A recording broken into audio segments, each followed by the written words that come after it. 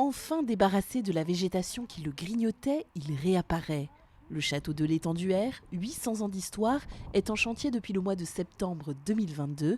Il s'agit de sauver les ruines restantes. Ce qu'on va faire, c'est qu'on va cristalliser les ruines.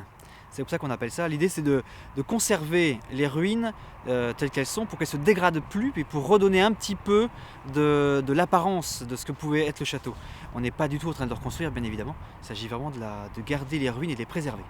Des traces d'une première présence sur site sont établies en 1375, mais c'est véritablement au XVIIe siècle que le château gagne en superbe. Le seigneur de l'Étenduère à l'époque, donc Louis des Herbiers, va notamment obtenir le droit de forteresse, fossés, pont-levis, canonnières, etc.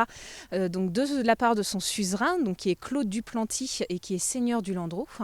Et du coup, c'est à partir de là véritablement que le château va petit à petit se former. Il va notamment s'agrandir donc au XVIIIe siècle, où là, le seigneur de cette époque, c'est Alexis Auguste des Herbiers, et qui lui va profiter justement pour embellir et agrandir son château grâce à la dot qu'il va obtenir de sa femme avec son mariage. L'histoire prendra fin avec le grand incendie des Herbiers le 31 janvier 1794. Depuis le démarrage des travaux, des surprises sont apparues. Ici, une cave voûtée, là, 2 cheminées. Des découvertes, on l'espère, suivies de beaucoup d'autres. En écoutant les architectes et notamment les gens d'INRAP, l'Institut d'archéologie, qui a travaillé sur le château, eux ils étaient extrêmement excités de découvrir finalement, de pouvoir gratter et de retrouver des choses. Parce qu'ils retrouvent les traces d'un évier, traces de comment est-ce que l'eau s'évacuait, mais où est-ce que l'eau était stockée, où est-ce que la cuisine était installée.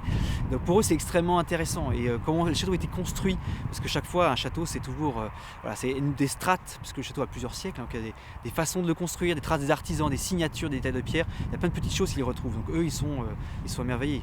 En attendant que le site ne devienne un lieu de promenade et de mémoire ouvert au public, des visites gratuites sont désormais organisées chaque premier samedi du mois à 10h et 11h15. Les inscriptions sont obligatoires.